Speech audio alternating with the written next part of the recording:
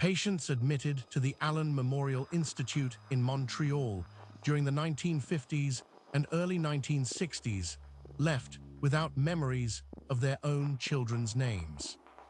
The Allan Memorial Institute occupied a Victorian mansion on the slope of Mount Royal, a building called Ravenscrag that had once belonged to a shipping magnate. By 1943, McGill University had converted it into a psychiatric facility, and it carried the quiet authority of both institutions, academic, medicinal, respectable.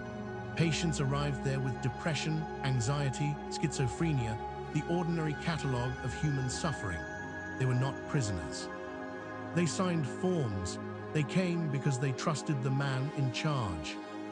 That man was Dr. Ewen Cameron, born in Bridge of Allan, Scotland, in 1901.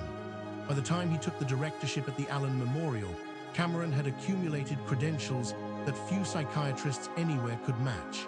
He had served as president of the American Psychiatric Association, the Canadian Psychiatric Association, and the World Psychiatric Association, a man at the center of his profession, admired on both sides of the Atlantic.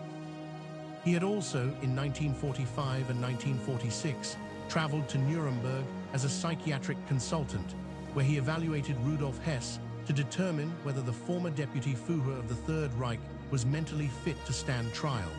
Cameron concluded that Hess was not suffering from genuine amnesia, but was feigning it for strategic purposes. He submitted his findings. The trials proceeded. Cameron returned to Montreal. What he did next is documented, in part, in CIA files partially declassified following a 1977 Senate investigation into the MKULTRA program, a covert CIA project that had funded research into behavioral modification, interrogation, and psychological control across dozens of institutions in the United States and Canada throughout the 1950s and 1960s. Subproject 68 was Cameron's assignment. The funding arrived not from Langley directly, but through a front organization called the Society for the Investigation of Human Ecology, which distributed research grants with the appearance of legitimate academic patronage. Cameron, according to available records, was not fully aware of the CIA's role in financing his work. He believed, or at least operated as though he believed, that he was pursuing a scientific program of his own design. His theory was called depatterning. Cameron held that certain mental illnesses were the result of entrenched, self-reinforcing patterns of thought, neural loops, that conventional therapy could not break. His proposed solution was to erase those patterns entirely, to reduce the patient to a kind of psychological ground zero, and then rebuild healthier behaviors on the cleared terrain. The logic had a certain cold coherence to it. The execution was something else. Beginning in 1957 and continuing until 1964, Cameron subjected patients at the Allan Memorial to prolonged drug-induced sleep. Not sedation for a night or a weekend, sleep lasting weeks, sometimes months, maintained through barbiturates and other compounds. While patients lay unconscious, Cameron deployed what he called psychic driving, recorded messages, sometimes the patient's own voice, sometimes Cameron's, played on a loop through speakers hidden beneath their pillows.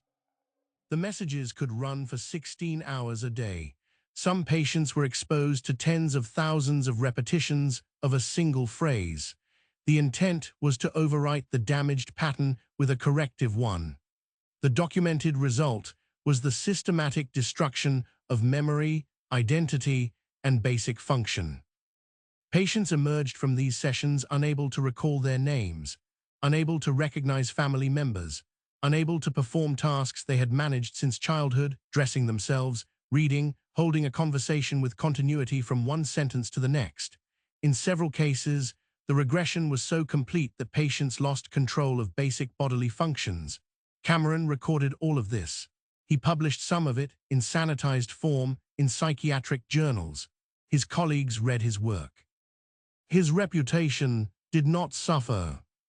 The CIA documents released in 1977 under pressure from congressional investigators showed that the agency had been actively interested in Cameron's results, specifically in the potential for induced amnesia and behavioral compliance in interrogation contexts. Whether the human cost of Cameron's experiments was known at Langley and at what level has never been definitively resolved. Cameron himself died in 1967 of a heart attack while hiking in the Adirondacks before any serious public accounting began. That accounting came slowly and partially, and only because a small group of former patients refused to accept silence. In 1980, 9 survivors filed a lawsuit that forced the partial declassification of records related to Subproject 68. The details that emerged over the following years were enough to compel a response. In 1988, the Canadian government paid compensation of 100,000 Canadian dollars each to 77 surviving victims of Cameron's program. The payments were not accompanied by a full public inquiry. They were not accompanied by any meaningful revision of how the medical community discussed Cameron's legacy. They were, in a strict sense, a settlement, which is to say, a way of closing a file. The file is not closed. Cameron evaluated Rudolf Hess and concluded the man was faking amnesia. He did this in 1945 and 1946, in a courtroom built to establish the principle that certain acts against human beings cannot be excused by the authority of the institution that ordered them. Cameron understood that principle well enough to apply it to others. Within a decade, he was inducing genuine amnesia in patients who had come to him voluntarily, in a building on a university campus in one of the most liberal democracies in the world, with funding from an intelligence agency he may not have fully known was watching. 77 people received $100,000 and a quiet acknowledgement that something had been done to them. What the government did not explain, and what the available records do not resolve, is how many others passed through the Allan Memorial during those years, left without their memories, and never knew there was anything to claim.